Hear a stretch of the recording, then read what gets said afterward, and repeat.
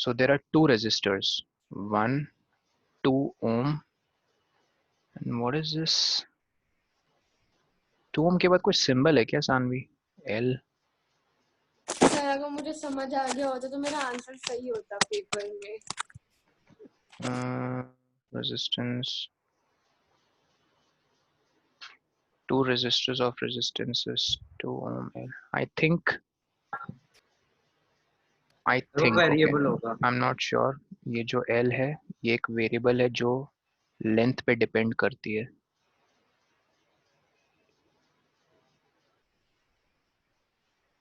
ठीक है, anyways, let's for now take the values to be 2 ohm, and there is another resistor जिसकी value है 4 ohm। ठीक है, क्वेश्चन पूछ रहे हैं कि when connected to a battery, जब इनको बैटरी के साथ कनेक्ट किया जाएगा, these are the 4 options. Number 1, same current through them when connected in parallel।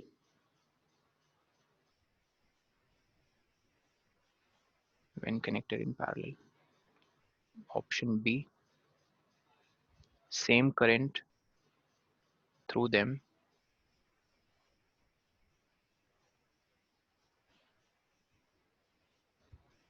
when connected in series।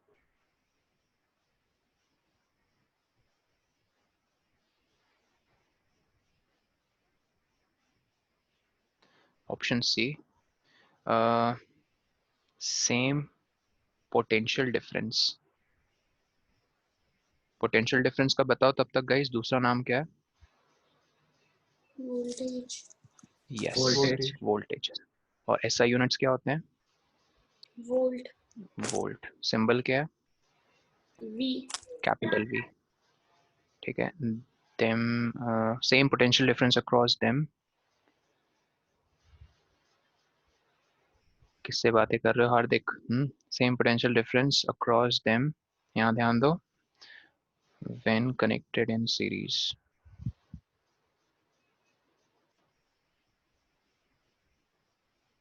और ऑप्शन डी है डिफरेंट पोटेंशियल डिफरेंस। यार मैं पोटेंशियल डिफरेंस को शॉर्ट में लिख रहा हूँ फॉर ऑप्शन डी, थोड़ा सा वो लग रहा है टाइम, पीडी। तो different potential difference across them when connected in। अरे क्वेश्चन समझ ही नहीं आ रहा क्या है। श्योर अभी डिकोड कर दूंगा। when connected in parallel। पहले तो इस चीज को समझो।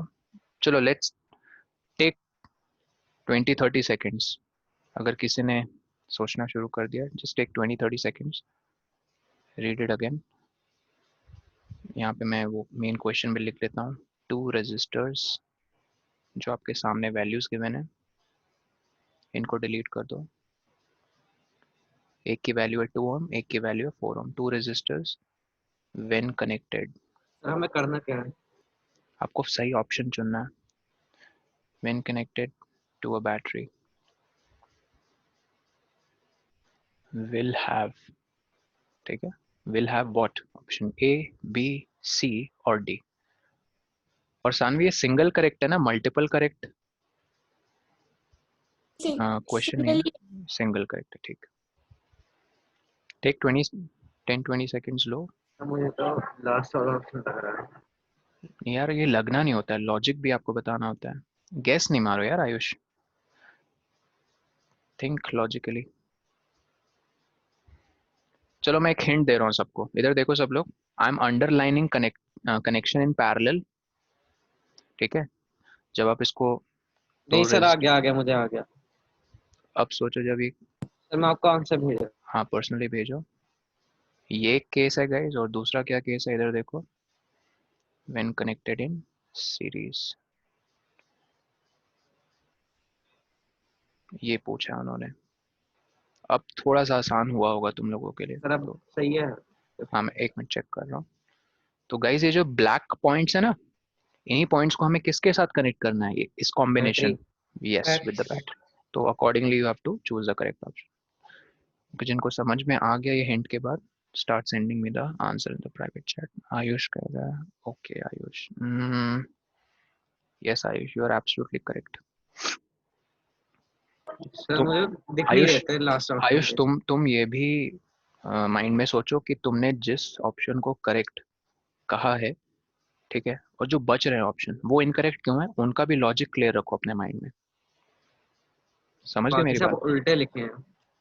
उल्टे नहीं, तुम उनमें गलतियां ढूंढने की कोशिश करो ये सर। कि बाकी क्यों गलत है, ठीक है।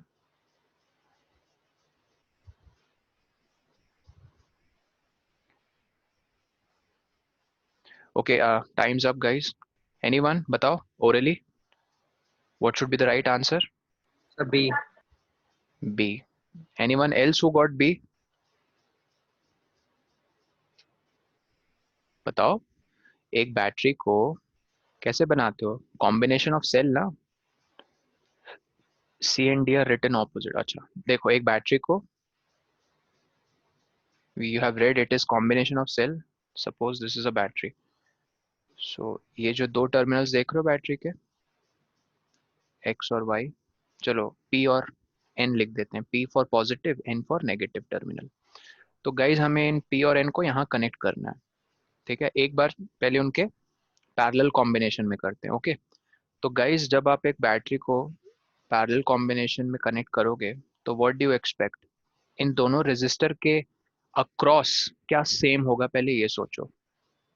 अक्रॉस, सपोज ये बैटरी 10 वोल्ट्स सेम की, वो होगा। Potential voltage difference, voltage. Potential difference या वोल्टेज। Yes sir. लेकिन कोई कहे कि इनके अक्रॉस करंट सेम होगा, कैसा लगता है नो सुनने में? सर, अजीब है क्योंकि 2 एम्पियर वाला ज्यादा करंट पास करेगा। ठीक है, ये समझ में आ रहा है सबको? यार सब लोग चुप इतना ना रहो, इंटरैक्ट करो। पैरेलल में क्या सेम हो सर जाता मेरा है? तो दिमाग खराब हो गया ये देख के सर। क्यों भाई? ये क्या हो गया ये सर इसमें? सर उसने पढ़ा नहीं होगा यार चैप्टर। अच्छा ये चैप्टर नहीं हुआ तुम्हारे स्कूल में? नहीं सर, मैंने मतलब आधा खुद से ही पढ़ा है, मतलब वही। अच्छा सिंपल सी बात है, एक रेजिस्टर है सपोज 10 ओम की वैल्यू है, और एक रेजिस्टर है सपोज 5 ओम की वैल्यू है। देखो मैंने इनको कैसे कनेक्ट किया ये पता है? इसको पैरेलल कॉम्बिनेशन बोलते हैं। Yes sir. तो जब आप इन पैरेलल कॉम्बिनेशन को एक बैटरी के अक्रॉस कनेक्ट करोगे, सपोज बैटरी है 9 वोल्ट की, तो जब भी पैरेलल कनेक्शन होता है, याद रखना जो भी चीजें पैरेलली कनेक्टेड है बैटरी के साथ, उन सब चीजों के अक्रॉस सेम पोटेंशियल डेवलप हो जाती है। तो दो इंपॉर्टेंट वर्ड होते हैं, अक्रॉस और दूसरा होता है थ्रू। करंट हमेशा थ्रू फ्लो तो करता है, लेकिन potential difference across. Across develop होती है। तो इस 10 ओम के अक्रॉस भी 9 वोल्ट है, इस 5 ओम के अक्रॉस भी 9 वोल्ट है। ये एक तभी करंट डिफरेंट होगा। हाँ, करंट डिफरेंट होने की भी एक और वजह वजह है यहाँ पे। यस सर, कोई कोई बता ज्यादा सकता है क्यों? करंट वेस्ट करेगा हीट के फॉर्म में, कोई नहीं नहीं कम नहीं, करेगा। नहीं नहीं, मैं वेस्टेज नहीं, मैं डिफरेंस इन करंट वैल्यूज पूछ रहा हूँ क्यों है। मैं सेम बना दूंगा क्योंकि करंट वैल्यूज। हाँ बोलो सर रो आदित्य। से रो। क्योंकि 5 ओम 10 ओम से कम है तो करंट 5 ओम चलेगा। सही जा रहे हो, बट एग्जैक्टली तुमने अभी तक नहीं बोला है मुझे। दोनों अगर मटेरियल पे भी रेजिस्टेंस, डिपेंड करता है। नहीं सर नहीं क्योंकि नहीं, रेजिस्टेंस जितना कम होगा करंट को उतना स्मूथली पास होने में ज्यादा हेल्प होगी। मैं ये एक्सपेक्ट कर रहा था अगर तुम लोग ये कहो कि सर इनकी अगर वैल्यू सेम हो रेजिस्ट जाए, अगर इनकी वैल्यू सेम हो गई ना तो इनसे सेम करंट पास करेगा। Yes sir. ये भी है। तो आप इस पे ऐसे भी ट्रिकी क्वेश्चंस के लिए रेडी रहो कि अगर मान लो दो रेजिस्टर्स लगे हैं, सपोज 10 ओम और 10 ओम के, सेम बैटरी के अक्रॉस, तो देखो पैरेलली कनेक्टेड हैं, तो एक चीज तो श्योर है, बताओ क्या? कि इनके across voltage voltage same same होगी, बिकॉज पैरेलल कनेक्शन में क्या सेम होता है? वोल्टेज। हो। लेकिन क्योंकि इनकी वैल्यू सेम है, ये देखो 10 ओम 10 ओम, तो इनके थ्रू करंट भी सेम फ्लो होगा। सर पैरेलल है तब भी, हाँ पैरेलल में। अब ये देखो कि इनकी देखो वैल्यूज भी सेम है ना रेजिस्टेंस की, और निकालने जाओगे तो तुम्हें पता चल जाएगा।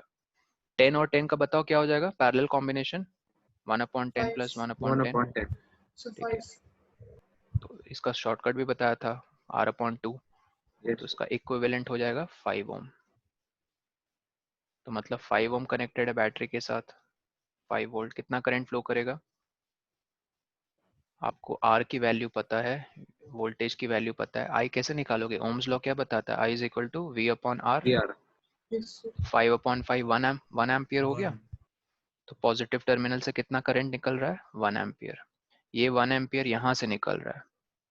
तो ये 1 एम्पियर करंट जब इस पॉइंट पे पहुंचेगा, इस पॉइंट पे, तो ये इक्वली डिवाइड होगा या अनइक्वली डिवाइड होगा? इक्वली क्यों इक्वली डिवाइड होगा? सेम वैल्यू है रेजिस्टेंस इक्वल है। एग्जैक्टली, रेजिस्टेंस यही मैं कहना चाह रहा था। और इक्वली होगा तो सबको पता ही है, हाफ हाफ। 1 का हाफ क्या है? 0.5। ठीक है। और थोड़ी देर पहले जो आदित्य ने बात कही कि सर, अगर ये बात आई होप सबको समझ में आ गया, लेट मी नो। ठीक है, आदित्य ने ये बात कही कि अगर सर ये 10 ओम की जगह सपोज 2 ओम होता, तो पता, तब हमें फिर से कैलकुलेट करना पड़ता कि टोटल करंट कितना बैटरी से प्रोड्यूस होगा। तब हम कैसे निकालते? तब हम 10 और 2 का पैरेलल निकालते। कितना हो जाता, जल्दी बताओ? 1/10 प्लस 1। अभी क्वेश्चन है कि कितना करंट फ्लो होगा अक्रॉस 2 ओम एंड कितना करंट फ्लो होगा अक्रॉस 10 ओम, ये क्वेश्चन है। आपको I10 मतलब करंट थ्रू 10 और I2 मतलब करंट थ्रू 2 ओम निकालना है। तो पहले आप तो ये बताओ, 10 और 2 ओम का इक्विवेलेंट कितना हो जाएगा रेजिस्टेंस? 2 हो जाएगा। 5/3। ये हो जाएगा आपका 10 इंटू 2 अपॉन 12, 20/12। 4 3 जार 4 5 जार 5/3। करेक्ट सानवी, सही निकाला है।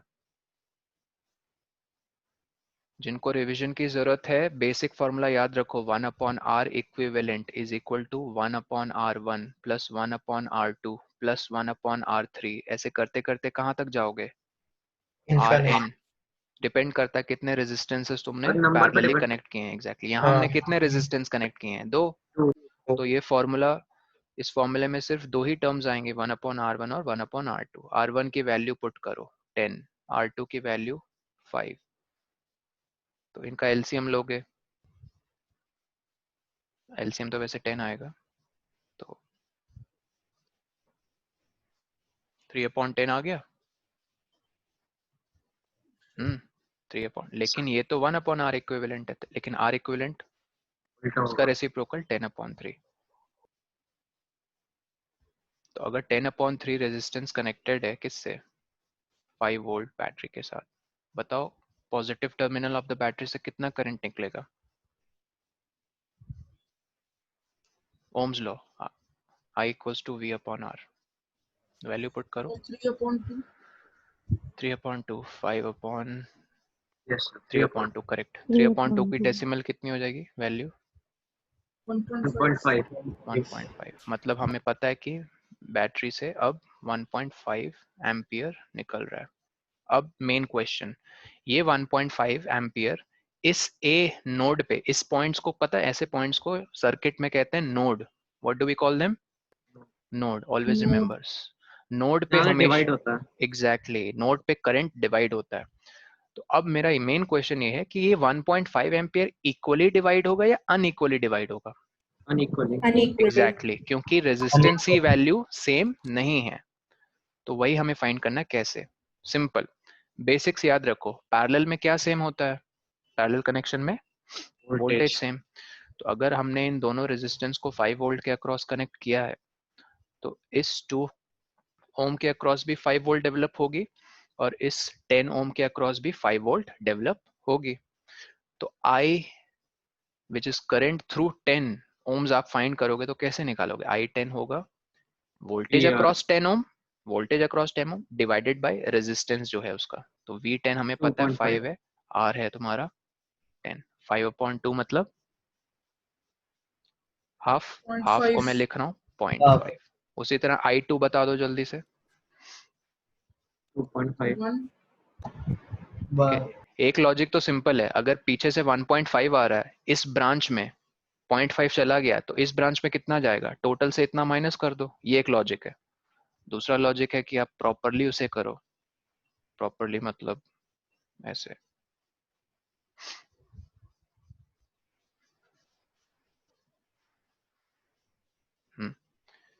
तुम्हें ये फाइंड करना है I2 current through 2 should be equal to voltage across 2 divided by जो 2 ओम का रेजिस्टेंस है विच इज 2। V2 है 5/2 कितना हो गया? एक मिनट, 5/2 तो 2 पॉइंट कुछ गड़बड़ किया हमने। आपने करंट गलत निकाला है। एक मिनट, ऐसा हो नहीं सकता क्योंकि पीछे से जितना करंट आएगा वही डिवाइड होगा। एक मिनट, कहाँ गलती की हमने? 20/12, 20/12 है 5/3, 5/3। सर ठीक आपने है, 1+2 लिख दिया था। एक मिनट,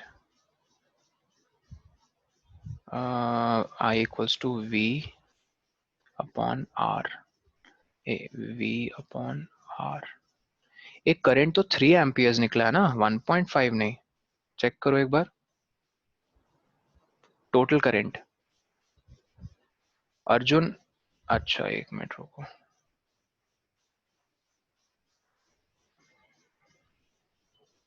एक बार रिफ्रेश कर लो अर्जुन।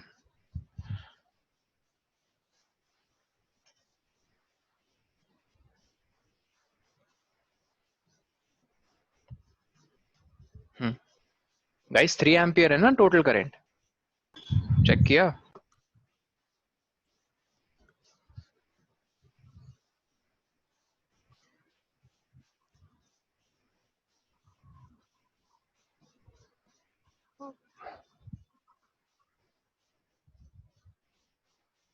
हेलो, आवाज आ रही है? सर 3 एम्पियर निकलेगा। सर 3 निकलेगा, 3 3 एम्पियर। निकलेगा ना, 3 एम्पियर।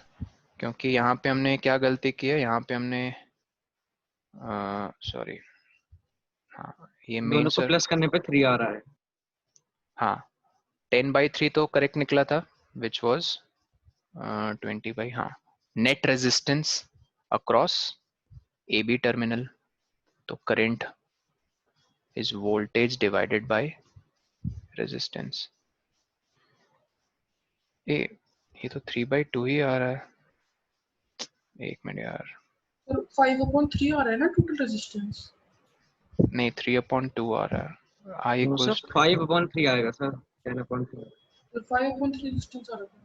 वोल्टेज कितनी है? 5 वोल्ट, यस 5 वोल्ट। यहाँ फॉर्मूला लिख रहा हूँ, 20/12 आ रहा था, तो 5/3 हो जाएगा। V equals to I R. V है 5, नेट हमें करंट निकालना है। टोटल रेजिस्टेंस कितना? 10/3 निकला था ना इन दोनों का पैरेलल, 5/3 निकला था। विच वाज 5/3 है। 5/3। अच्छा 5/3, मैंने गलती से 10/3 लिख दिया है। ओ यही तो बोल रहे हैं इतनी देर से। अरे यार सॉरी, मैंने ध्यान नहीं दिया। 2 6 सर 5/3, सो सॉरी।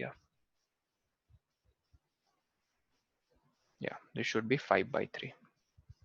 तो 5/3 यहाँ पुट करेंगे तो 5 कैंसिल हो जाएगा, आई हो जाएगा 3 एम्पियर। सॉरी, कैलकुलेशन मिस्टेक हो गई मुझसे। दिस इज 3 एम्पियर, ठीक है। तो यहाँ 0.5 और यहाँ हमने अभी अभी देखा था I2 कितना था? 2.5। 2.5। तो इन दोनों का सम चेक कर लो, है सम 3, है ना? तो याद रखना कि पैरेलल में अनइक्वली करंट डिस्ट्रीब्यूट होगा जब उनकी वैल्यूज डिफरेंट होंगी। किन की? रेजिस्टेंसेस की।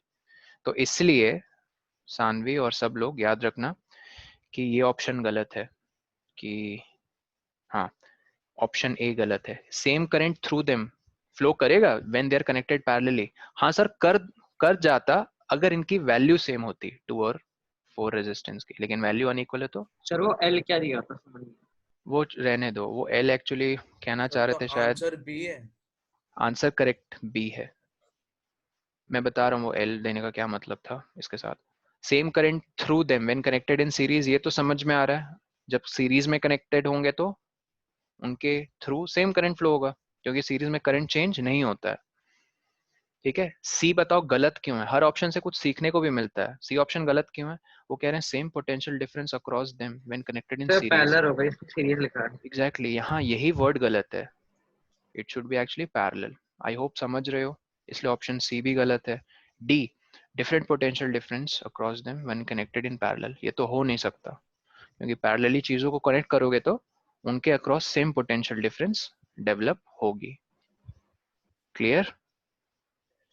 Yes sir. Yes sir. Okay. और वो हाँ आयुष, वो एक्चुअली जो वेरिएबल था ना, ये देखो 2 ओम एल, शायद वो ये बताना चाह रहे थे कि जितना लेंथी कंडक्टर होगा, ठीक है, उतना उसका रेजिस्टेंस इंक्रीज होता जाएगा। मान लो लेंथ है 1 मीटर, तो फॉर 1 मीटर लॉन्ग कंडक्टर कितना हो जाएगा रेजिस्टेंस? 2 ओम, ठीक है। For 2 metre long conductor the same component will have how much resistance? 4 ohm। तो बेसिकली वो लेंथ पे डिपेंडेंट है, उस टाइप से वो कहना चाह रहे थे क्वेश्चन में। लेकिन अकॉर्डिंग टू द क्वेश्चन क्या इसका कभी इसकी जरूरत महसूस हुई? नो सर, तो इसलिए मैंने एल को इग्नोर सर कर वो दिया था। कंफ्यूज करने के लिए दिया था शायद। एग्जैक्टली, ठीक है, लेट्स स्टार्ट। ओके, सो हम रिफ्लेक्शन तो कर चुके, रिफ्रैक्शन हमने बेसिक शुरू कर दिया था। बात यहाँ तक आ गई थी कि हम इमर्जेंट रे को डिस्कस कर रहे थे and I had to leave, so इसको हम अच्छे से डिस्कस नहीं कर पाए थे। दोबारा समझा हाँ, देंगे। फिर से मैं अच्छे से समझा रहा हूँ। पहले अगेन मैं क्विकली रिवाइज करवा दे रहा हूँ आपको। Remember guys, what is refraction? Refraction is the phenomenon in which light bends as it passes from one medium to another medium। इसका एक बहुत सिंपल सा एग्जांपल कि ये जो मैंने ब्लैक लाइन बनाई है, ये एक बाउंड्री है जो सेपरेट करती है किसे? That Two separates different medium. exactly two different mediums। ये टू डिफरेंट मीडियम से क्या कहने का मतलब है? डेंसिटी। हाँ, वो ऐसे मीडियम है। सबसे पहली चीज, इन मीडियम्स की क्या प्रॉपर्टी होती है कि ये लाइट को अलाउ करते हैं ना अपने थ्रू पास होने के लिए। Yes sir. तो एग्जैक्टली तो जो मीडियम्स लाइट को अलाउ करते हैं अपने थ्रू पास होने के लिए, उनको क्या किस नाम से पुकारते हैं? Transparent medium. ट्रांसपेरेंट। ओपेक तो कहोगे नहीं, ठीक है। ट्रांसलूसेंट भी तो कह सकते ट्रांसलूसेंट भी कह सकते हैं, लेकिन वो पार्शली अलाउ करते हैं, ठीक है। लेकिन हम 10th क्लास में ट्रांसपेरेंट मीडियम्स डिस्कस करते हैं और उनके कुछ एग्जांपल्स हमने देखे थे, एयर, वाटर, ग्लास और डायमंड। हाँ, डायमंड। ओके, और सबसे ऊपर कौन था? वैक्यूम। Vacuum. वैक्यूम क्यों सबसे ऊपर लिखा था आपने? ज्यादा लाइट की स्पीड इसमें हैं। होती इसमें लाइट सिर्फ अपनी, हाँ, डेंसिटी कम होती है। अपनी लाइट टॉप स्पीड वैक्यूम में शो करती है, ठीक है। ओके, और हाँ है। हमने सर, और हाँ बोलो। सर जब हम लाइट की स्पीड लिखते हैं क्वेश्चंस में, तो वो वैक्यूम की होती है एयर की? हाँ, जो हम ये वैल्यू लिखते हैं ना आयुष, 3 × 10⁸ मीटर पर सेकेंड, यस सर। ये this is the speed of light in vacuum, ठीक है। तो सर हम speed of light in air, in water, in glass कैसे फाइंड करेंगे? उसी चीज के लिए हम गाइज एक नया कॉन्सेप्ट पढ़ते हैं, रिफ्रैक्टिव इंडेक्स। वो मैं अभी बताने जा रहा हूँ, पहले इससे देख लो जल्दी से। रिफ्रैक्शन क्या फेनोमेनन है? ये देखो, लाइट आई, इस रेड लाइट को हम कह रहे हैं इंसिडेंट रे, इस ग्रीन पॉइंट को क्या कह रहे हैं? Point of incidence. Point of incidence पे क्या ड्रॉ करते हैं? Normal. Normal. Angle made between the incident ray and the normal is? Angle of incidence. Very angular good, incidence. Theta I उसे मैं डिनोट कर रहा हूँ, एंगल ऑफ इंसिडेंस। अब एक बहुत सिंपल सी चीज आपसे पूछ रहा हूँ, ध्यान से सुनना। अगर सपोज ये सेकंड मीडियम बाउंड्री के नीचे जो मीडियम है, सपोज ये भी एयर होता, तो बताओ लाइट कैसे ट्रेवल करती है? Straight. Along along this magenta path, या अलोंग दिस, या अलोंग दिस? मैं ऑप्शन दे रहा हूँ, ए ऑप्शन, बी या सी। जी। B. बी ऑप्शन में हमें साफ दिख रहा है कि लाइट इज नॉट बेंडिंग, ठीक है। तो यही चीज है रिफ्रैक्शन की। रिफ्रैक्शन तभी होगी लाइट की जब वो डिफरेंट मीडियम में ट्रैवल करेगी। तो ऐसे एक ट्रिकी क्वेश्चन भी आपसे पूछ सकते हैं कि medium one and fraction medium, नहीं है ये? अभी नहीं हुई ना, क्योंकि medium one and medium two दोनों की प्रॉपर्टी सेम है, दोनों एयर सर है। हम कह सकते हैं कि बाउंड्री होगी नहीं उसके बीच में, क्योंकि सेम ही मीडियम है। बिल्कुल बाउंड्री नहीं होगी, बट स्टिल लेट्स से मैंने एक वर्चुअल एक बाउंड्री बना दी और आपसे पूछ रहा हूँ क्या उस बाउंड्री पे रिफ्रैक्शन, रिफ्रैक्शन मतलब बेंडिंग ऑफ लाइट होगी? गिवन नहीं है होगी। कि बाउंड्री के ऊपर और बाउंड्री के नीचे सेम मीडियम नहीं होगी, ठीक है। तो इसलिए मैं यहाँ पे लेट्स से वाटर, वाटर, अब इसकी प्रॉपर्टीज हमने एक डिस्कस की थी। क्या प्रॉपर्टी थी मीडियम्स की? Optical density. Density. I hope refraction सबको क्लियर है। Bending of light as it passes from one medium to another, okay. But if someone asks you, will the light bend as it passes from one medium which has the same yeah, let's say which has same properties as that of the other medium, same no medium sir नहीं, no sir. ठीक है। Optical density से optical हमने क्या density की definition बताइए, समझ नहीं आया डेफिनेशन, था कुछ। हाँ देखो इसकी कुछ ऐसी प्रॉपर डेफिनेशन नहीं है, बट कुछ ऐसा कुछ होता है ना, मास अपॉन समथिंग। नहीं यार, वो तो डेंसिटी की सिर्फ फॉर्मूला हम पढ़ते हैं, मास अपॉन वॉल्यूम। लेकिन ऑप्टिकल डेंसिटी एक्चुअली आप ऐसे समझ लो कि एक मिनट, ठीक है, एक बेसिक सी चीज जो आपके सिलेबस का पार्ट नहीं, बट 2 मिनट लगेंगे। लाइट के कैरियर्स कौन होते हैं पता है? फोटॉन्स। Photons, okay. अगर नहीं पता तो एक नया वर्ड है आप लोगों के लिए। जैसे इलेक्ट्रिक करंट के कैरियर्स होते हैं इलेक्ट्रॉन्स, इलेक्ट्रॉन। उसी तरह लाइट को फोटॉन्स कैरी करते हैं। बट फोटॉन्स की इनकी एक लिमिटेशन है, ये हर मीडियम में ट्रैवल नहीं कर सकते। जैसे जैसे कोई ओपेक ओपेक मीडियम में फोटॉन्स एंटर नहीं कर पाएंगे, क्योंकि वो मीडियम अलाउ ही नहीं करता फोटॉन्स को अपने थ्रू पास। एग्जांपल स्पेस कम स्टोन, होती है। नहीं स्पेस नहीं, वही वही चीज को ध्यान से समझना है, ऐसे एजम्पशन नहीं करते हैं साइंस रेजिस्टर में। हो गया। नहीं नहीं, अब यही मैं कह रहा हूँ, साइंस में बहुत अच्छी बात आप इमेजिन करते हो, लेकिन ये बहुत इंपॉर्टेंट होता है अपने इमेजिनेशन पे चेक रखो कि क्या तुम सही सोच रहे हो या गलत सोच रहे हो, ठीक है। और वो गाइडेंस तभी मिलता है जब आपको कॉन्सेप्ट्स क्लियर होते हैं। देखो ओपेक जैसे लेट्स से स्टोन, स्टोन का मीडियम लाइट फोटॉन्स को अपने थ्रू पास होने नहीं देगा। क्यों? क्योंकि उसकी ऑप्टिकल डेंसिटी बहुत बहुत ज्यादा ज़्यादा है, है। बहुत ज्यादा है, इतनी ज्यादा है कि इस तरह से समझ लो जैसे हमने रेजिस्टिविटी का कॉन्सेप्ट पढ़ा था, ठीक है। इंसुलेटर्स की रेजिस्टिविटी कितनी ज्यादा होती है? 10 to the power of 50 types. Copper की हमने पढ़ी थी 10 टू द पावर ऑफ -8।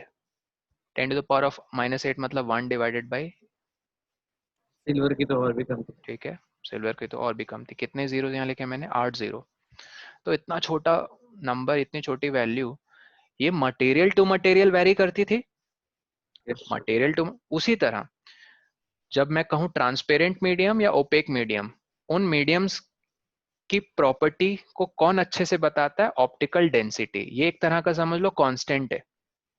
अगर ये कांस्टेंट की वैल्यू बहुत कम है, और सबसे कम किसके लिए होती है? वैक्यूम। सबसे फिर ये लीस्ट, रेजिस्टेंस की तरह ही है लाइट के। एग्जैक्टली उस तरह से एनालॉगसली सोच सकते हो, जो अभी चिराग ने शायद किसी ने कहा था, या शिवांश या हार्दिक। मैंने तो कहा था। तीनों की आवाज मुझे थोड़ी थोड़ी हाँ चिराग, अच्छा ठीक है, now I will be able to distinguish। तो optical density it's a kind of resistance, कि वो फोटॉन्स को अपने थ्रू पास, ठीक है, करने के लिए अलाउ करे या ना करे।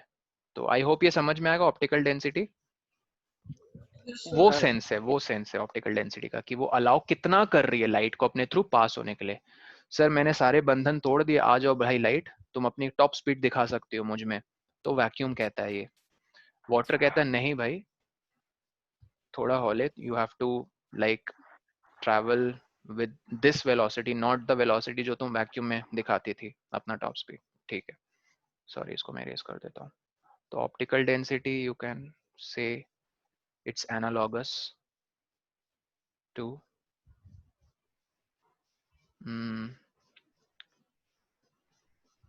analogous to a medium's ability to allow light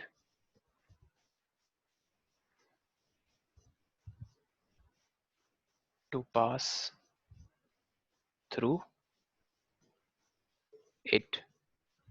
जितनी आसानी से वो अलाउ कर देगी तो उसकी ऑप्टिकल डेंसिटी उतनी कम होगी, कम हो गई। ठीक है। चलो ये समझ में आ गया सबको। तो वाटर कैसा है ऑप्टिकल डेंसिटी वाइज? दो टर्म्स आते हैं, एक है डेंसर, एक है रेयरर। रेयरर मतलब लाइट को अच्छे से वो अलाउ करेगा, डेंसर मतलब थोड़े से रेजिस्टेंस उसको फेस करना पड़ेगा लाइट को उसके थ्रू ट्रैवल। तो वाटर गाइज एयर के रिस्पेक्ट में कैसा है, डेंसर या रेयरर? डेंसर। एग्जैक्टली। अच्छा आयुष, हाँ हाँ ठीक है यार, इंटरनेट से वही मतलब निकल रहा है ना Ayush, the degree to which a refractive medium.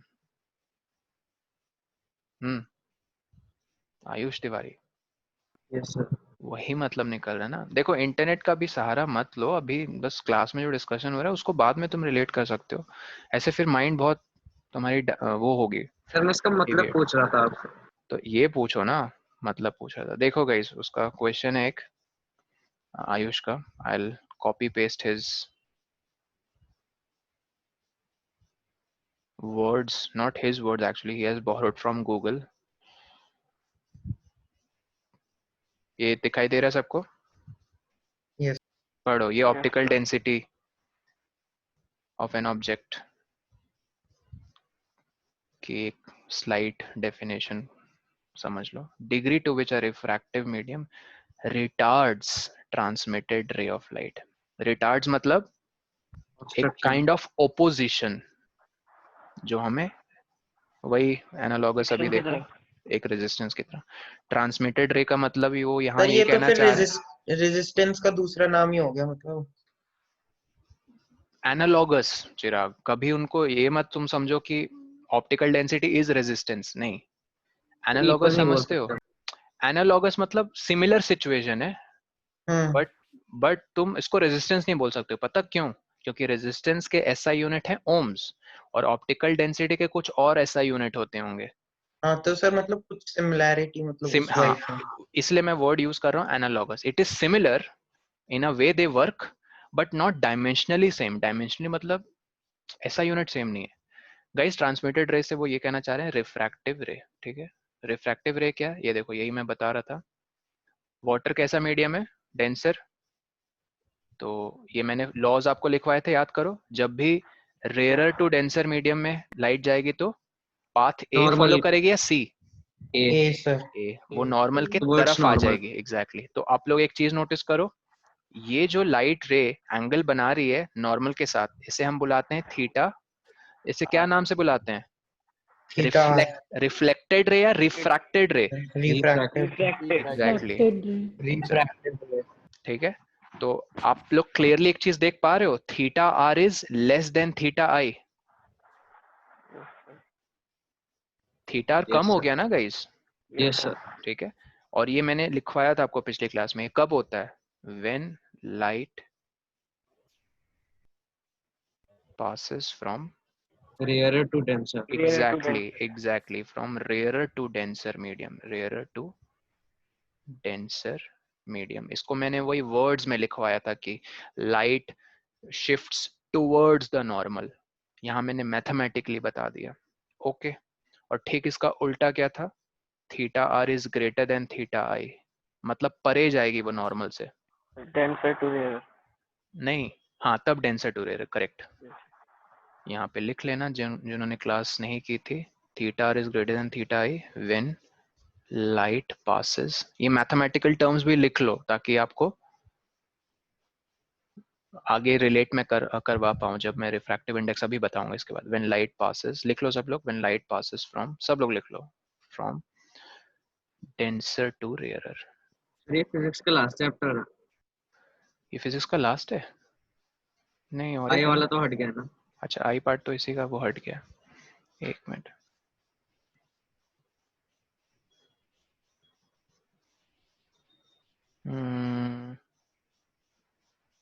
Yes, ये लास्ट है।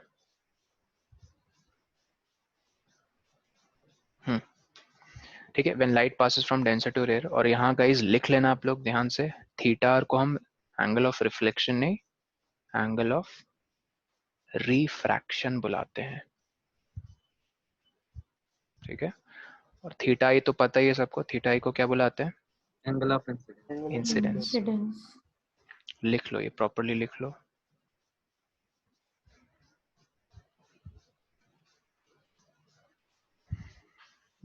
थोड़ा जल्दी।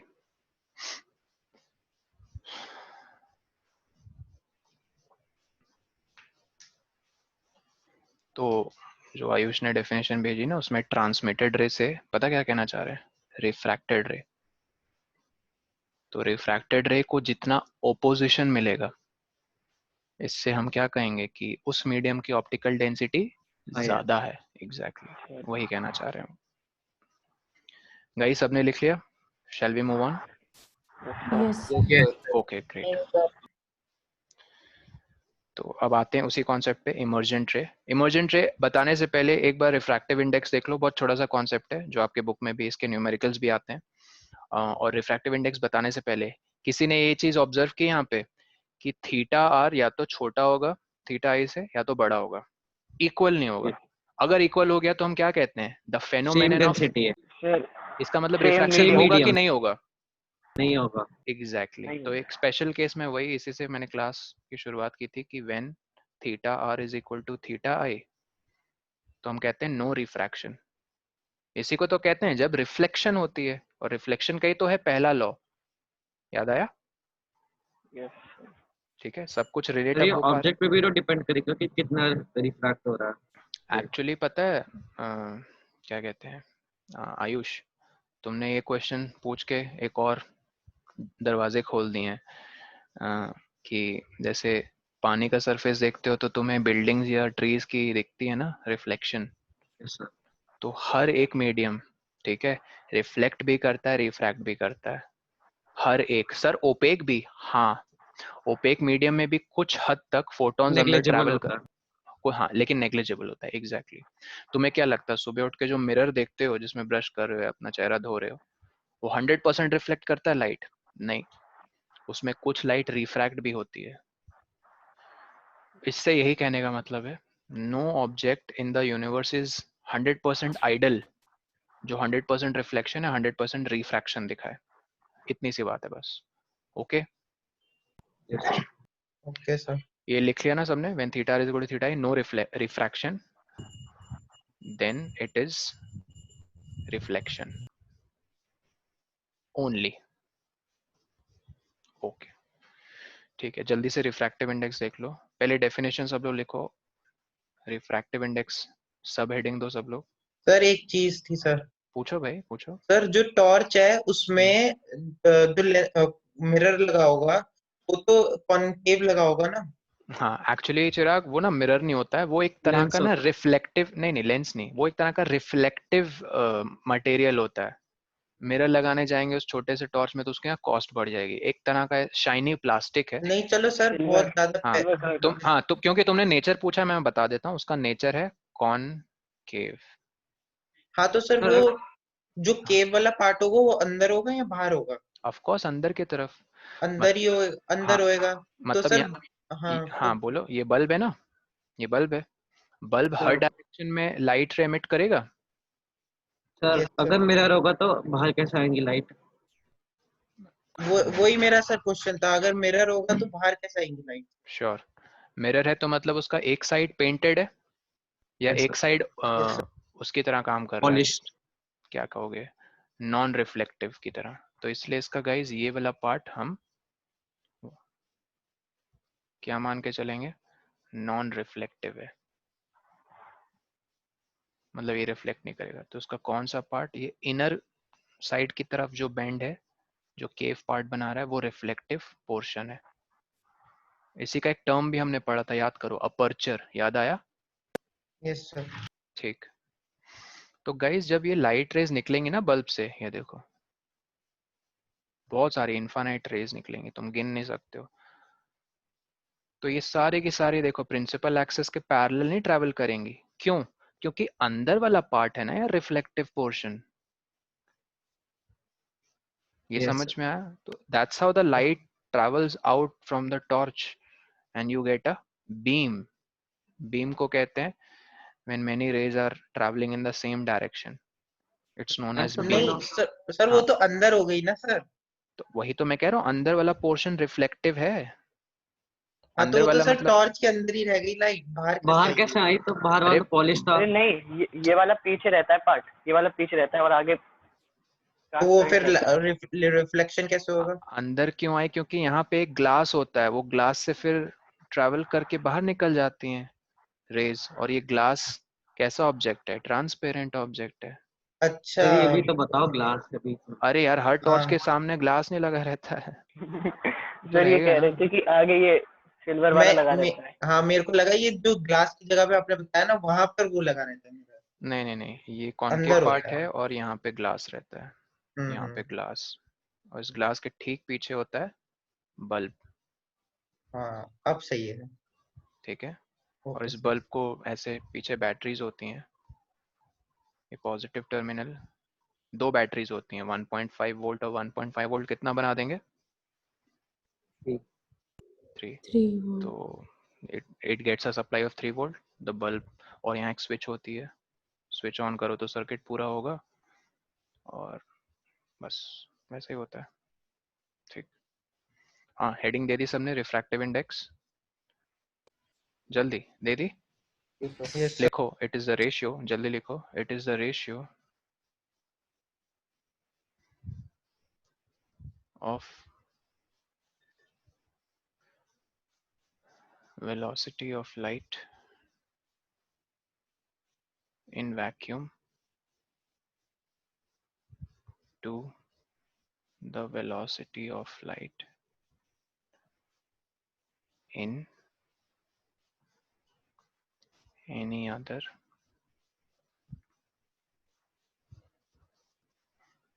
medium.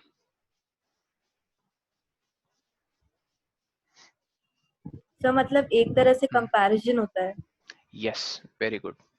रेशियो का मतलब ही होता है कंपेयर करना, और कंपैरिजन में दो टर्म्स आते हैं, राइट। तो टू क्या सिग्निफाई करता है? डिवीजन ना। Yes sir.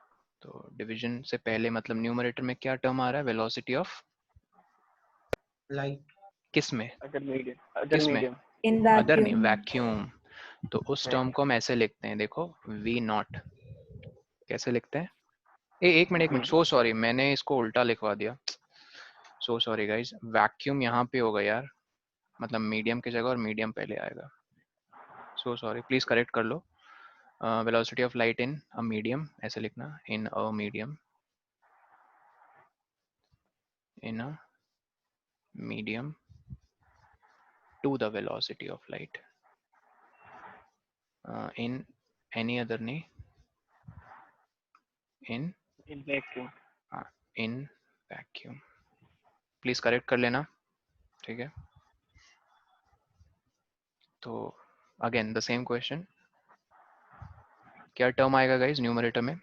Velocity of light in medium, numerator में velocity of light in medium. पता उसे Medium. कैसे डिनोट करते हैं? उसे करते हैं बस v से, v मतलब वेलोसिटी।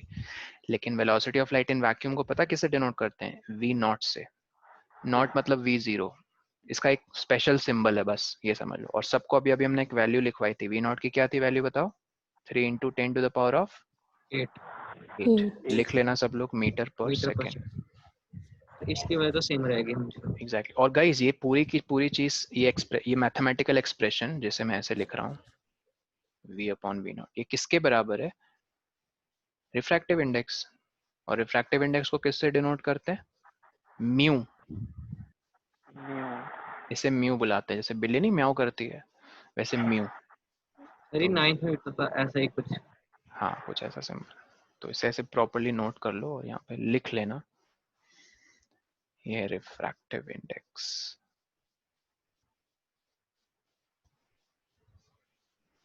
ऑफ अ मीडियम, ठीक है।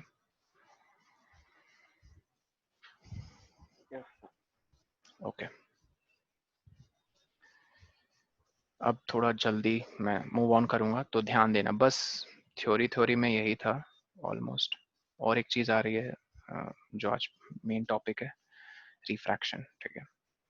ये लिख लिया सबने जल्दी?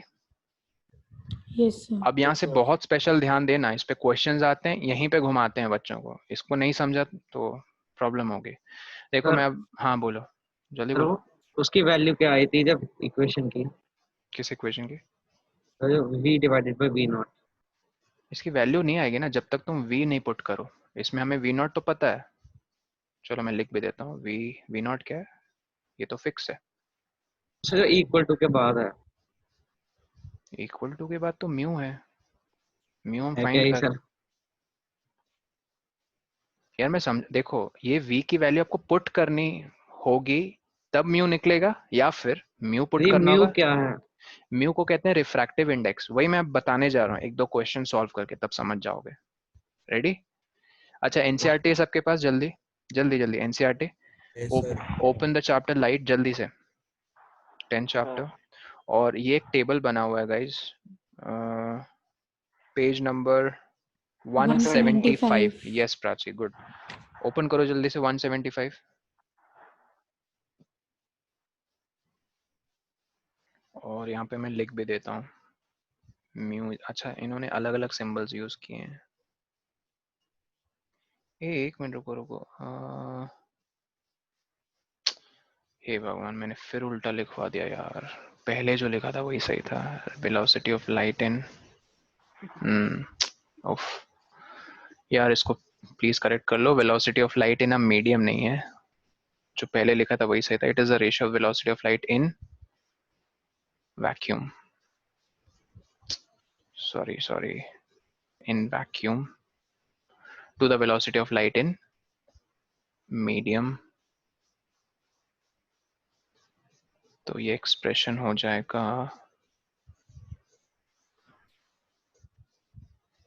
V naught upon V। Yes,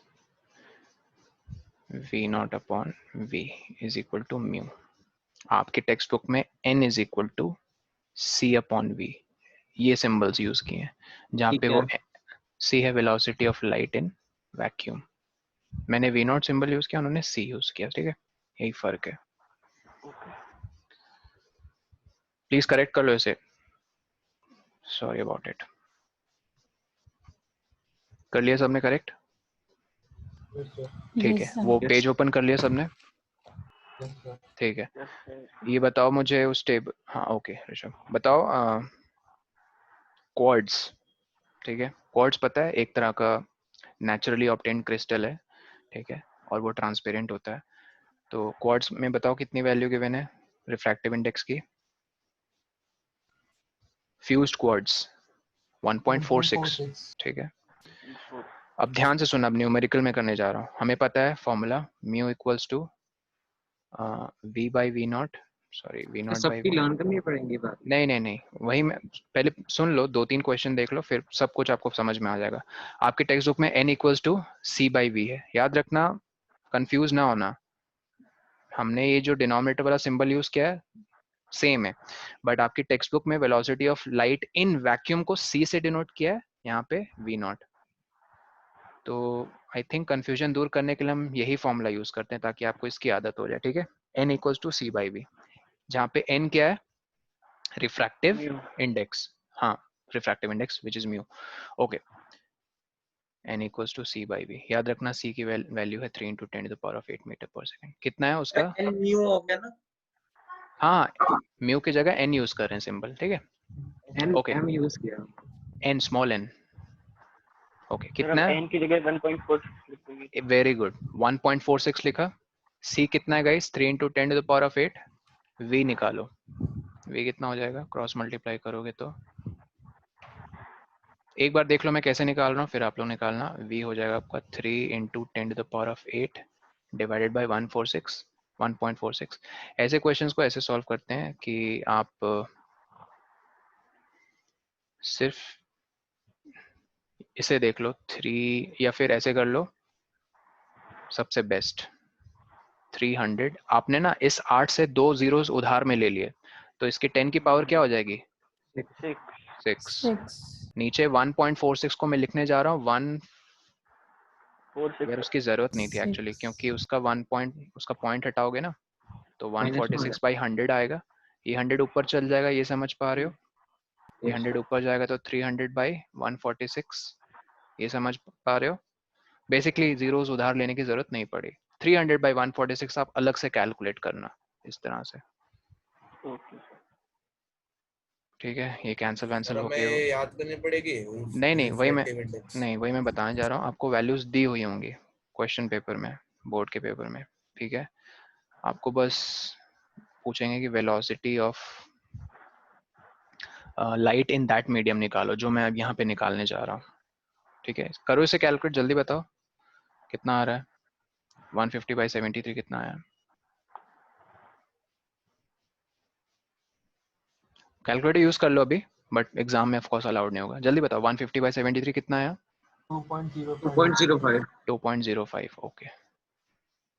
और बड़ी वैल्यू आई है सर। तो इस चीज, हाँ इस चीज को मैं यहाँ लिखने जा रहा हूँ 2.05 इंटू 10⁸ 8 मीटर पर सेकेंड। अब गाइज फटाफट कंपेयर करो, 2.5 2.05 बड़ा है या 3 बड़ा है? इससे क्या पता चला कि वेलोसिटी ऑफ लाइट कम हो गई। कम हो गई किसमें? Fused quartz. एयर नहीं था मीडियम, अच्छा फ्यूज्ड क्वार्ट्ज था। ठीक है, ओके। तो आपको एग्जाम में कैसे आएंगे क्वेश्चन? एन की वैल्यू दे देंगे, एन,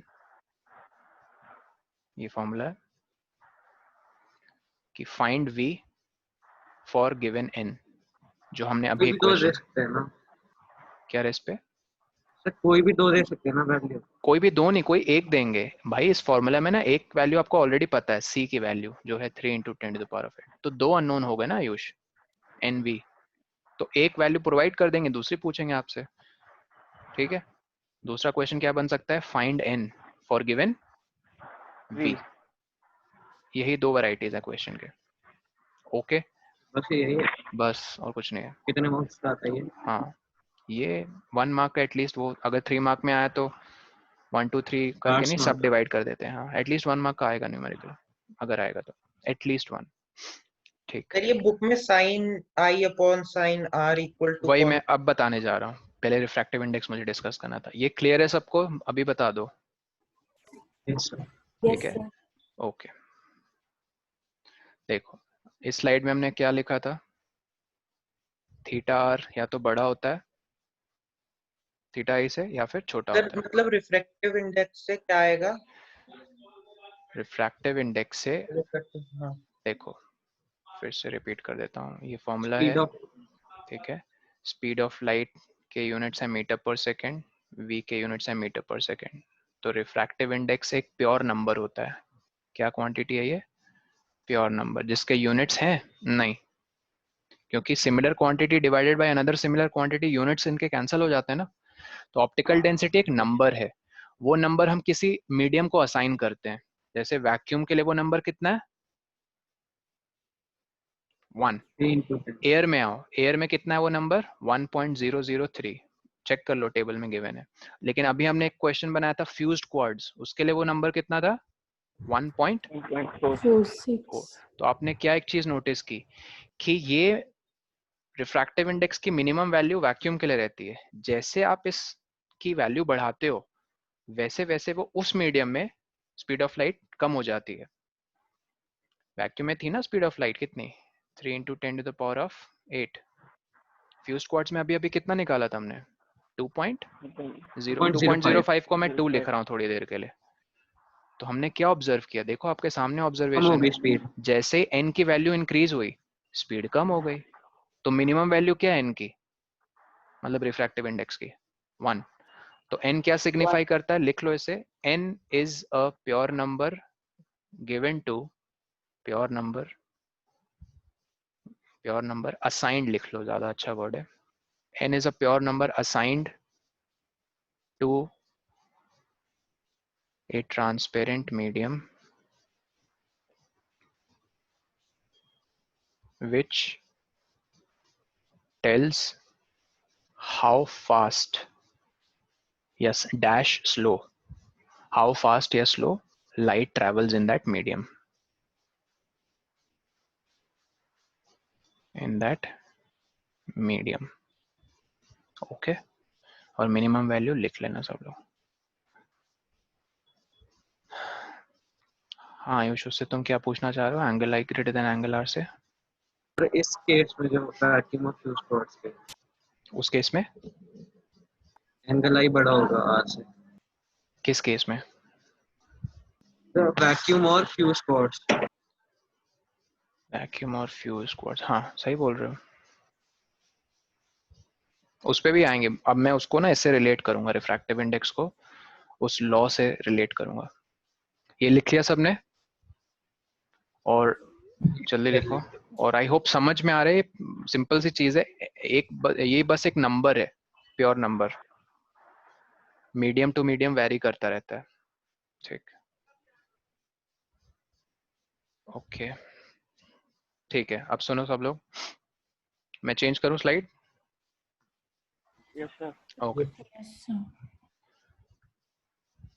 तो स्नेल्स लॉ एक चीज है, जैसे कहते हैं स्नेल्स लॉ।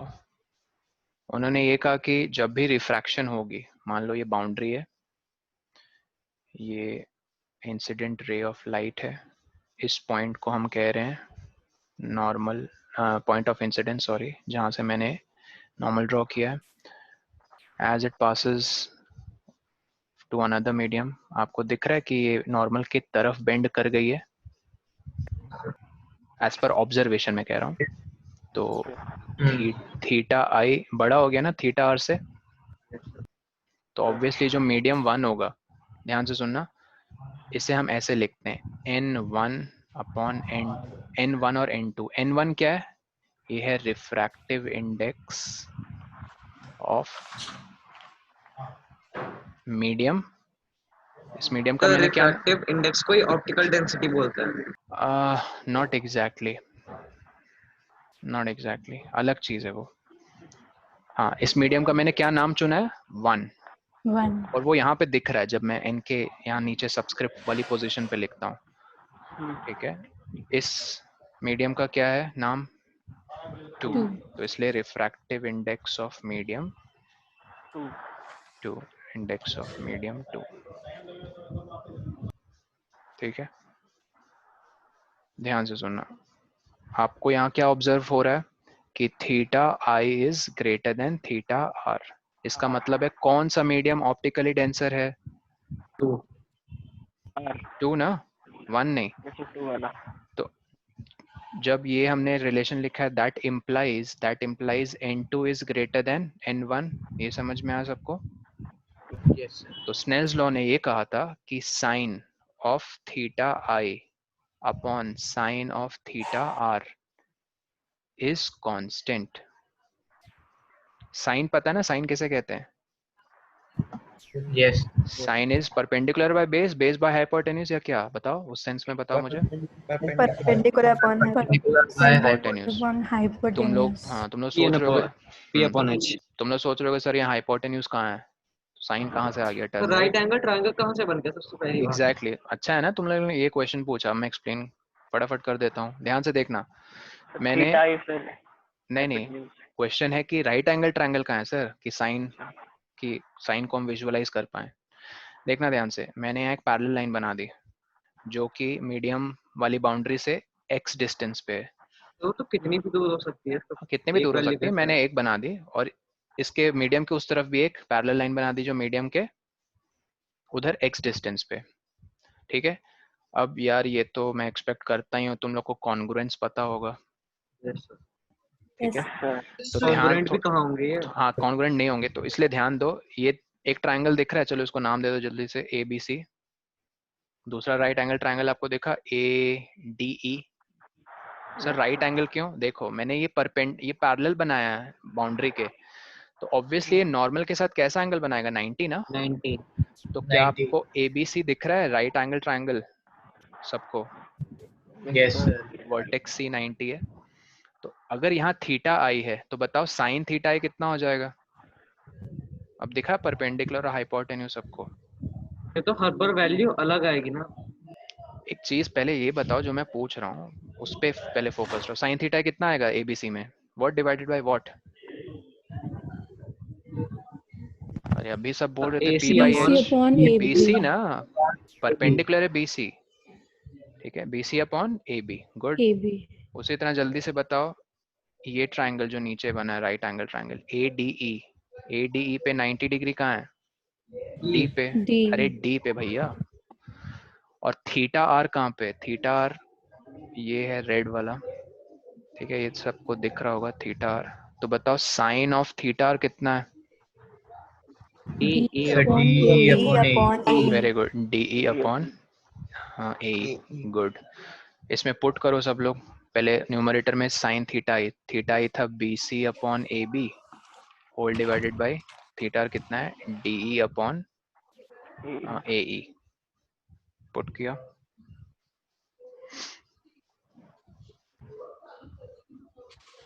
तो कोई नंबर आ ही नहीं रहा। अरे रुको तो, पुट किया। Yes, sir. अच्छा, अब इसको थोड़ा सिंप्लीफाई करो। ये हो जाएगा B C into A E divided by A B into D E. ये समझ में आया सबको यहाँ तक? जल्दी से बताओ। Sir yes sir. पक्का? Yes sir. 100%? Yes sir. ठीक है, ग्रेट। Snell's law. हाँ, तुम लोग कह रहे थे सर ये कहाँ कोई नंबर है, राइट? एक्चुअली ये जो एक वैल्यू आती है, ये उस पर्टिकुलर केस के लिए कांस्टेंट होती है। सर ये केस क्या बोला आपने? अगर मैं अभी n1 को एयर मान लूं और n2 को वैक्यूम, तब इसकी एक वैल्यू आ जाएगी, पता? और वो वैल्यू क्या आएगी, सोच सकते हो? नंबर ही आएगा। नहीं, कौन सा नंबर आएगा एग्जैक्टली अगर मैं पूछूं? चलो मैं याद दिलाता हूँ। वैक्यूम का सबको याद है, रिफ्रैक्टिव इंडेक्स की वैल्यू क्या थी? एक मिनट, कोई सर बोल रहा था, किसी ने कुछ बोला पीछे। लेट मी नो अगर कोई डाउट है तो। तो दोनों को माइनस कर देंगे, वो आंसर। नहीं, वही मैं कह रहा हूँ, इतनी जल्दी कंक्लूड नहीं करना। वैक्यूम का क्या था जल्दी बताओ? रिफ्रैक्टिव इंडेक्स अभी लिखा था थोड़ा। 10 to the power 8. नहीं, वो स्पीड ऑफ 1 लाइट थी vacuum. 1, 1 very good, 1। Refractive index for vacuum was 1। Air के लिए कितनी थी वैल्यू? 1.003। 003। चलो कोई नहीं, तुम लोग को आस्ते आस्ते याद हो जाएगा, टेबल में भी लिखा, देख लेना। ठीक, अगर 3 मान 0 लो है ना? 3 0 है, 2 0 है, एक मिनट चेक कर ले। 3-0 है 3 sir. 0 3 3 0 0। है, ओके। या 3 0, सॉरी मेरी गलती है। 0 3 है तो हाँ, स्नेल्स लॉ यही कह के चले गए कि sine theta I upon theta R इस केस में, ठीक है, इस केस में पता क्या हो जाएगा? ये तुम्हारा हो जाएगा हाँ, n2 अपॉन n1। इस केस में मतलब याद रखो, जब n1 एयर है और n2 वैक्यूम है। n2 क्या है गाइस? 1। n1 क्या है? 1.0003। समझ में आया? यही है स्नेल्स लॉ। सर ये एयर के एयर, केस में हाँ, होगा। एयर और वैक्यूम। तुम्हें दो मीडियम बोलने हैं, एक मीडियम क्यों बोल रहे हो? रिफ्रैक्शन तब होगा ना जब दो मीडियम आपने कम से उल्टा कम लिखा ना इस केस में, वैक्यूम ऊपर आएगा। एग्जैक्टली वही पैटर्न पकड़ना है। उल्टा नहीं, हम लिखते हैं ऐसे। मैं फिर से रिपीट कर देता हूँ, तुम्हें लग रहा है उल्टा, लेकिन वो ऐसे ही लिखते हैं।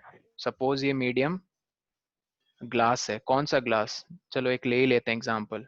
ये देखो सब लोग उस टेबल पे, क्राउन ग्लास दिख रहा है सबको? Crown glass, yes sir, last में जल्दी देखो Yes, sir. कितनी वैल्यू, जल्दी पढ़ो कोई। 1.25। 1.52. 1.52। ढंग से पढ़ो यार। ये इंसिडेंट रे मान लो क्राउन ग्लास में ट्रैवल कर रही है, ये पिंक पॉइंट है, point of incidence. Point of incidence से मैंने एक नॉर्मल खींच दिया, ठीक है, यहाँ पे लिख देता हूँ 1.52। एयर का कितना है गाइस? 1.0003। तो वैल्यू देख के समझ जाओ, डेंसर टू रेयर एंटर कर रही है या rare to denser? Denser to rarer. Very good, very good. तो बताओ नॉर्मल की तरफ जाएगी, नॉर्मल से दूर भागेगी? दूर भागे। तरफ Normals. दूर भागेगी ना। Dur. दूर भागे। ये ब्लू पाथ नहीं ट्रैवल करेगी, वो करेगी ये रेड पाथ। ये समझ में आया सबको? ठीक, तो देखना ध्यान से। सर ये ब्लू पाथ क्या बना आपने? ब्लू पाथ मतलब वही पाथ जो ग्रीन वाला Same path. एक्सटेंड हो जाता। सेम पाथ मतलब नो रिफ्रैक्शन, वो तो होता नहीं, ना ही ये होता। ये देखो, ना ही ये वाला ग्रीन पाथ होता, टुवर्ड्स नॉर्मल भी नहीं होता, अवे फ्रॉम द नॉर्मल हो रहा है। ठीक, हाँ, तो थीटा आर दिख रहा है सबको? ये बड़ा है थीटा आई दिख रहा है सबको? तो स्नेल्स लॉ ये कहता है sine theta I upon sine theta R. ध्यान से देखना, ये बहुत इंपॉर्टेंट है, इसी मोमेंट को समझना है। थीटा आई किस मीडियम में है? Crown glass. तो क्राउन ग्लास के ठीक ऑपोजिट वाले मीडियम के रिफ्रैक्टिव इंडेक्स को यहाँ लिखते हैं, विच इज एयर, और वो है उल्टा क्यों लिख रहे हैं सर? ऐसे लिखते हैं। इसकी डेरिवेशन मैं आपको अभी नहीं बता सकता, बट ऐसे ही उन्होंने लिखते गलत हैं। किया सर, किसने गलत किया है? जिसने लॉ बनाया उल्टा लिख रहा था। नहीं, ये डेरिवेशन, इसकी डेरिवेशन है यार। ठीक है, समझ में आई बात? ऐसे ही लिखते हैं गाइस इसे। क्या कह रहे हो? डेरिवेशन क्या है? डेरिवेशन नहीं पूछेगा कोई तुमसे Saanvi, being in 10th grade? नहीं सर, बट अब मुझे मतलब अब क्यूरियोसिटी हो रही है डेरिवेशन जानने की, ओके, इसका क्यों कर दिया। बताओ हाँ किसे सर, सीधे जानना से है? उल्टा हो गया। श्योर श्योर, मैं बता दूंगा। जानना है? यस सर, बता दो सर। सिंपल। मत जानना बताओ सर, जो अभी अभी पढ़ा है भूल जाऊंगा मैं उसे। वैसे यही बात थी। ये मीडियम, ये लाइट, ये नॉर्मल,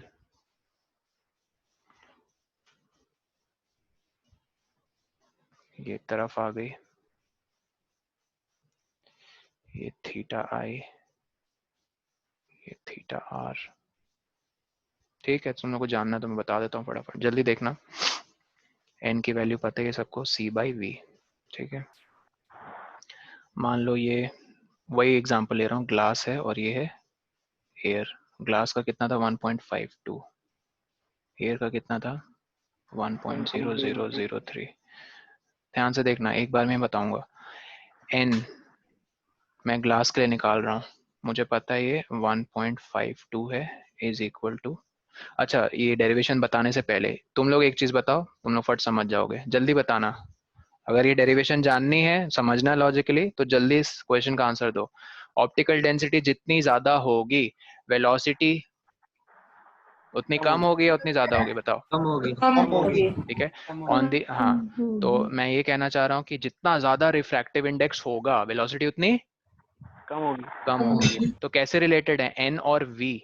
वी मतलब velocity of light inversely inversely inversely. Proportional. ये बताओ, सबको समझ में आया? Yes sir. पक्का? Yes sir. तो बस इसका मतलब होता है एन वी कॉन्स्टेंट है।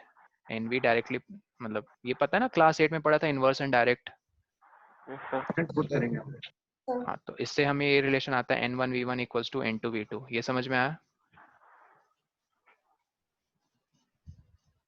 यार? ये यस बेसिक मैथ्स चल रहा है, क्लास 8 वाला मैथ्स। हाँ सर। Yes sir. ठीक है। अरे हम कहाँ पहुंच गए थे। ये भगवान, अगर तुम्हें ये नहीं पता तो मैं क्या बताऊं? ये तो पता होना चाहिए यार। अब ये नहीं पता तो चलो एक एग्जांपल ले लो फटाफट, जैसे नंबर ऑफ वर्कर्स। ठीक है, नंबर ऑफ वर्कर्स और days to complete a work कैसे रिलेटेड है आपस में? जितने ज्यादा वर्कर्स होंगे उतने कम दिन नहीं लगेंगे। Yes. Yes sir. Yes sir. तो क्लास 8 में कितने इनवर्स, वर्कर हाँ, मान लो नंबर ऑफ वर्कर्स हैं x, days to complete a work है y, तो हम कहते हैं ना x is inversely proportional to y। तो कहते हैं ना एक्स वाई कांस्टेंट है, प्रोडक्ट उनका। तो इससे यहाँ तक बोलते आ हैं गया। x1 y1 equals to x2 y2। क्यों सर? क्योंकि एक टेबल देख लो फटाफट। अगर तुम्हारे पास 10 लोग हैं, ये x है और ये y है, 10 लोग एक काम को 20 दिन में खत्म करते हैं, तो मैं जानना चाहता हूँ, जानना नहीं चाहता हूँ, सॉरी, जानना चाहता हूँ, तो कितने आदमी लगेंगे मुझे वही काम को 2 दिन में खत्म करने के लिए? मान लो मैं मैनेजर हूँ, मेरा काम है एक काम खत्म करवाना, मुझे पता है कि 10 लोग 10 पीपल एक काम को 20 दिन में खत्म करेंगे, डेज रिक्वायर्ड। तो मैं जाता हूँ 2 दिन में काम करता हूँ, कितने लोग हैं मुझे अननोन को जानना है, सिंपल है। Sir 100। 10 into 20 is equal to unknown into 2, 100 आया। तो वो ऐसे ही रिलेशन निकलती है, तो लोग बढ़ जाएंगे ना अगर मुझे कम दिन में काम खत्म करना है। Yes sir. ठीक है, तो ये वही रिलेशन है। जब ये समझ में आ गया, अब डेरिवेशंस आ जाएगी समझ में। कैसे? ये देखो, ध्यान से देखना, ये समझ गए तो डेरिवेशन N1 V2 से रिलेटेड है, दूसरे मीडियम की वेलोसिटी के साथ रिलेटेड है। समझ में आया? अगर साइन थीटा आई लिखते हैं, सर थीटा, आ गया समझ में। ठीक है, सर 9th हाँ, वाले कोई इक्वेशन था उसमें बताइए। हाँ, ओके। मास और वेलोसिटी कुछ था ऐसे। नहीं, इसमें मास नहीं आता है, नो सर 9th में था ऐसे कुछ, m1v2 is equal to m2v2 ऐसे ऐसा कुछ। अरे वो तो कोलिजन और उस पे था ना सर। वो तो law of conservation of momentum था, वो अलग चीज है यार, यस सर। वो अलग चीज है मेरे भाई। ये कैसे बताएं तुम लोग, यही इसलिए क्लास सर 8 आ बहुत गया मुझे। इंपॉर्टेंट होता है, बेसिक फाउंडेशन आ गया है, सर मुझे। डायरेक्ट और इनवर्स प्रोपोर्शन। हाँ सानवी बोलो, समझ में आया? हाँ ठीक है, तो लिख लो इसको जल्दी से। लिखना ये है आपको, ये डायग्राम बनाना, यहाँ N1 लिखना, N2, यहाँ एक लाइट रे बनाना। आप लोग प्रॉपर्ली इस डायग्राम को बनाओ। यहाँ पे आप लोग बनाओ थीटा आई, यहाँ पे बनाओ थीटा आर, और सब लोग लिखेंगे sine of theta I upon sine of theta R is equal to n2 by n1। जल्दी लिखो।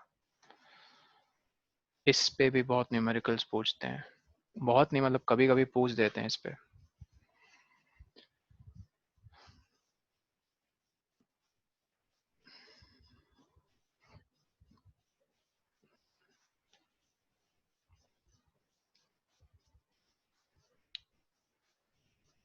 n1 पता है ना, मीडियम 1 का रिफ्रैक्टिव इंडेक्स। मीडियम 1 ये है तुम्हारा, ये जहाँ पे थीटा ही फॉर्म हो रहा है, और n2 है रिफ्रैक्टिव इंडेक्स ऑफ मीडियम 2। आगे क्या करना है? आज तो टाइम हो गया, तो आज यहीं रहने देते हैं। Image Yes, formation next class में पढ़ते हैं। तो जाने से पहले बताओ कोई डाउट? No. कोई डाउट नहीं है? Okay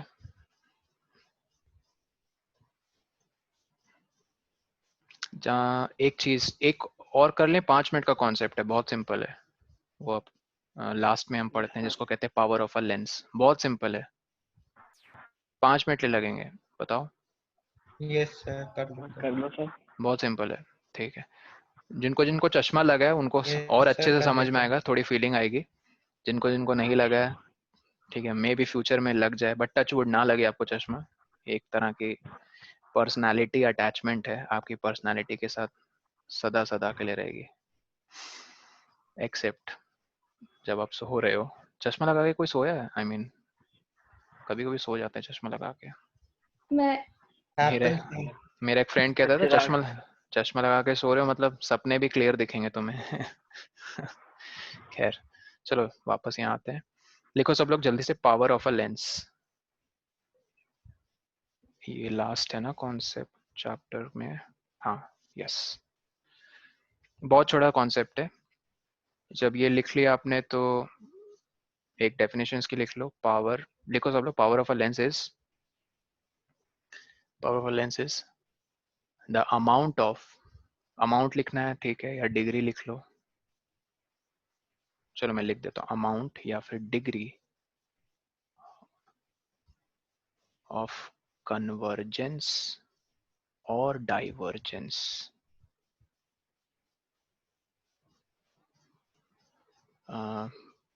produced by a lens, that's it। और फिर लिखो it has diopters, capital DIOPTRE as SI units denoted। Diopters क्या? ये SI यूनिट है उसका, पावर का।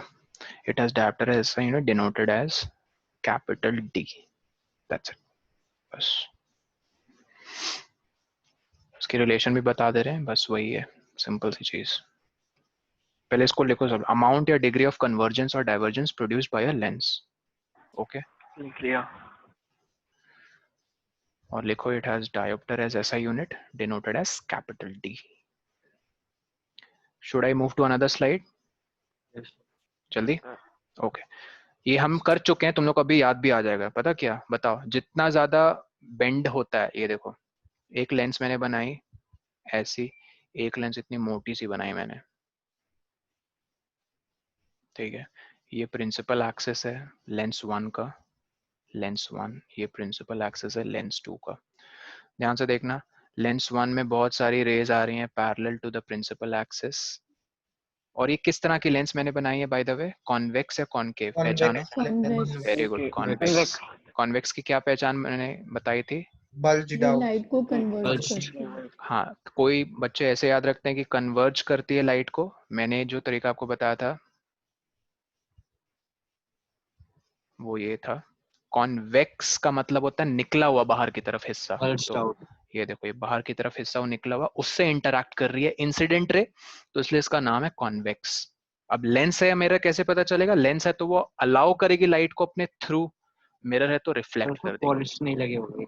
यस, तो लेंस में याद रखना क्या होता है? रिफ्रैक्शन। चलो, कॉन्वेक्स है तो क्या होगा? कन्वर्जेंस। तो मैं यही बोलना चाह रहा था।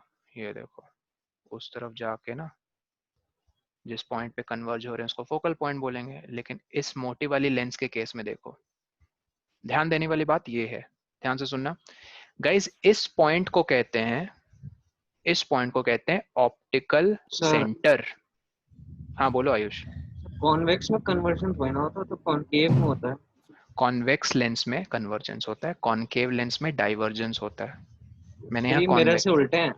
हाँ ठीक है, सुनो ये पॉइंट जल्दी से, ओ को क्या बोलते हैं, ऑप्टिकल सेंटर। सेंटर। किस लेंस ने बहुत जल्दी कन्वर्ज कर दिया, लेंस 1 ने या लेंस 2 ने? लेंस टू ने। 2 सर। लेंस 2 ने जल्दी कन्वर्ज कर दिया। तो देखो क्योंकि उसका रेडियस जो है वो बच्चे कम ज्यादा है था। लेंस। उसका अपर्चर नहीं, उसको कहते हैं कर्वेचर। हाँ सर, कर्वेचर मतलब अमाउंट ऑफ बेंडिंग। तो कौन सी लेंस ज्यादा मुड़ी हुई है? लेंस 2। तो इससे हमने क्या सीखा, जितनी ज्यादा लेंस कोई मुड़ी हुई रहती है उसका सेंटर ऑफ कर्वेचर कम होगा या पावर ज्यादा होगा? उतनी हाई होती है। नहीं नहीं, पावर पे आएंगे, पहले सेंटर ऑफ कर्वेचर बताओ। मैं फिर से बता दूं, यहाँ पे ये एक लेंस का हिस्सा हुआ मुड़ा हुआ है और ये एक लेंस है। किसका सर्कल जल्दी कंप्लीट हो जाएगा? इसका। दूसरे वाले का। सेकंड। दूसरे वाले का। इसका सर्कल थोड़ा बड़ा बनेगा। तो किसका रेडियस छोटा है? टू वाले L2 का। तो L2 का।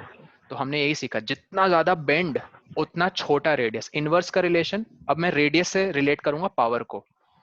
ये है रेडियस R2, ये है रेडियस R1। तुमने अभी अभी देखा, जितना ज्यादा बेंड था उतने जल्दी कन्वर्ज कर दिया था उसने। Yes sir. तो मतलब किसकी पावर ऑफ कन्वर्जेंस ज्यादा है, लेंस 2 की या V2 लेंस 1 की? लेंस 2। लेंस 2 की कन्वर्जेंस पावर ज्यादा है। तो हमने क्या सीखा कि power is directly proportional to radius of curvature. फिर से रिपीट कर रहा हूँ, जितना, एक मिनट तो आपने डायरेक्टली उल्टा लिख नहीं, दिया। हाँ सॉरी, 1/r। इनवर्स। इनवर्स मतलब जितना छोटा रेडियस होगा उतनी ज्यादा कन्वर्जेंस होगी। ये समझ में आया सबको पॉइंट? Yes sir. अभी हम कर चुके हैं। एग्जैक्टली बस उसी में के लिए तो इन्होंने फॉर्मूला बना दिया, P is equal to 1/f। Sir ये f कहाँ से आया? एक्चुअली सबको पता है ना, Constant है। रेडियस होता है, रेडियस ना ट्वाइस ऑफ फोकल लेंथ होता है। ठीक है, प्रोपोर्शनलिटी साइन को हटाने के लिए इन्होंने 2 गायब कर दिया और ये फॉर्मूला आता है। तो मतलब किसी लेंस का अगर फोकल लेंथ आपको गिवन हो, आप उसकी पावर निकाल सकते हो। तो मतलब जैसे मेरे केस में 1.75 डायोप्टर्स मेरी पावर है लेफ्ट आई की, और मैं कॉन्वेक्स लेंस पहनता हूँ, मतलब माइनस। ये भी मैंने आपको बताया ना, कॉन्वेक्स लेंस की फोकल लेंथ हमेशा नेगेटिव होती है, याद है? Yes sir. Convex lens. Sir convex lens, positive होती है ना? कॉन्वेक्स लेंस की हमेशा नेगेटिव होती है। अच्छा सर, लेंस और ओ मिरर आई एम उल्टे सो होते सॉरी, आई हैं। एम सो सॉरी, ये सही कह रही हो, कॉन्वेक्स की पॉजिटिव, हाँ मैं कॉनकेव पहनता हूँ, राइट, यस सर। नेगेटिव या। ठीक है, तो मेरे केस में तो नेगेटिव है, तो क्योंकि वो कॉनकेव है। तो हाँ, जल्दी से इसकी वो निकालते हैं फोकल लेंथ। ठीक है, कुछ नहीं, आप पुट करो 2 से मल्टीप्लाई करते हैं। ये। अच्छा बाय द वे, क्या मैंने वैल्यू प्रोवाइड की, पावर या फोकल लेंथ? पावर।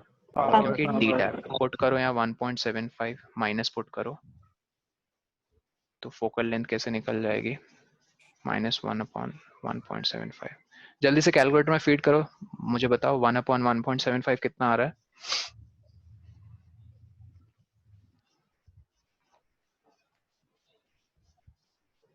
-0.571 आ रहा है -0.57 माइनस, वेरी गुड, साइन के साथ बोला, -0.57। तो सर फोकल लेंथ है, ऐसा यूनिट क्या होते हैं फोकल लेंथ के?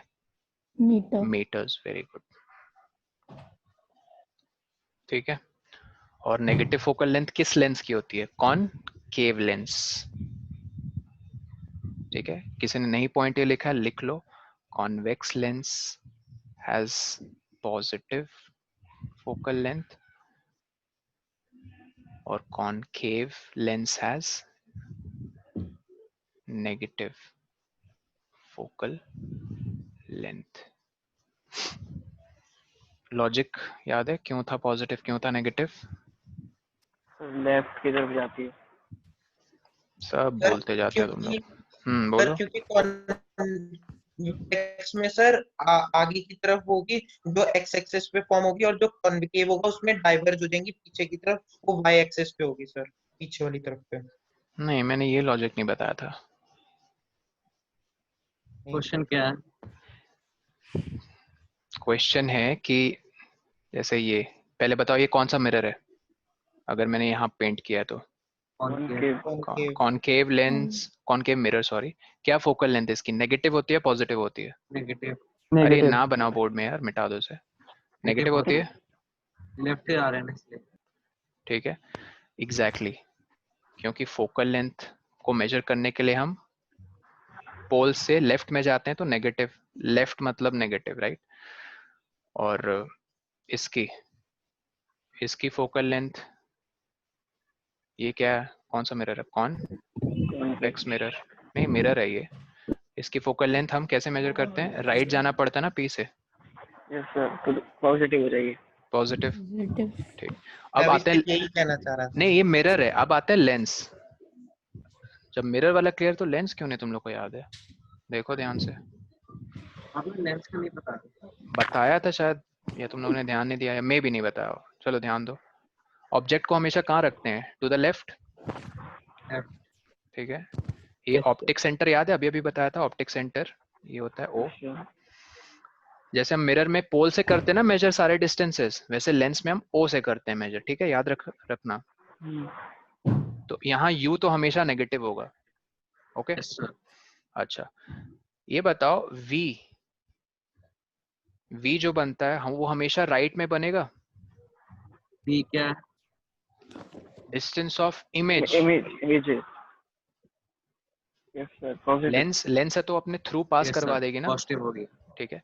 लेकिन एक केस को छोड़कर, पता क्या, वो जब लास्ट वाला। फोकस और लास्ट ऑप्टिक सेंटर के बीच में ऑब्जेक्ट होता है तब इसकी virtual image on the same side बनती है, ठीक है। खैर मैं पॉइंट पे तो आता आपने हूँ। नहीं बताया सर ये। चलो कोई लेंस नहीं, वाले ये तो topic। मैंने नहीं बताया था, मैं सीधा बताता हूँ फोकल लेंथ इसकी पॉजिटिव क्यों है। इसकी फोकल लेंथ पॉजिटिव इसलिए है क्योंकि इसका एक सर्कल ऐसे बनेगा, एक सर्कल ऐसे बनेगा, ठीक है। इसके ना दो फोकल लेंथ होते हैं, ये f1 और ये f2, ठीक है। इसके भी 6 केसेस बनेंगे, कॉन्वेक्स। सिलेबस में है इसके 6 केसेस। हाँ ऑफ कोर्स है, सर आपने बताया नहीं है सर अभी। बताऊंगा ना, वही मैं कह रहा था, था। नेक्स्ट क्लास में बताऊंगा। मैं सीधा बोल रहा हूँ कि f1 f2 जो दो फोकल लेंथ है, इसको जो 6 केसेस होते हैं ना, 6 केसेस में 5 केसेस में इमेज राइट साइड में बनती है, राइट साइड में बनती है तो हम इस फोकल लेंथ को कंसिडर करते हैं f2 को, जो राइट में है। कॉनकेव मिरर की तरह। हाँ तो इसीलिए हम पॉजिटिव मानते हैं। लेकिन कॉनकेव लेंस को देखें, कॉन्वेक्स मिरर की तरह होता इसके है। सर्कल्स ऐसे बनते हैं, इसके भी दो फोकल लेंस होते हैं, ये एक f1, ये f1 है और ये f2 है। इसके जो इमेज फॉर्मेशन होती है ना वो टू द लेफ्ट होता, सॉरी वो टू द राइट होती है, लेकिन एक कन्वर्ज होती है, एक छोटी बीच में बनती है। एक मिनट रुको, सर इसके कितने केस होते हैं? इसके दो केसेस होते हैं, जैसे कॉन्वेक्स मिरर के दो होते हैं, ठीक है। मतलब उल्टा है सर। उल्टा है एग्जैक्टली, उल्टा है तो चलो उस लॉजिक से तुम लोग कर लो याद कि कॉनकेव मिरर की क्या होती है फोकल लेंथ, नेगेटिव, और कॉनकेव लेंस की क्या होगी फिर, पॉजिटिव। पॉजिटिव। कॉन्वेक्स मिरर की क्या होती है फोकल लेंथ, पॉजिटिव। तो कॉन्वेक्स लेंस की क्या हो जाएगी, नेगेटिव। नेगेटिव। ऐसे नेगेटिव। याद कर लो तो ये बेटर है, ठीक है। ये फोकल लेंथ, ये टाइप ऑफ मिरर या फिर लेंस, ठीक है। तो 6 केसेस किसके होते हैं, इसके होते हैं 6 केसेस, इनके 2 केसेस, ठीक है। स्क्रीनशॉट ले लो या लिख लो, end of the class, okay.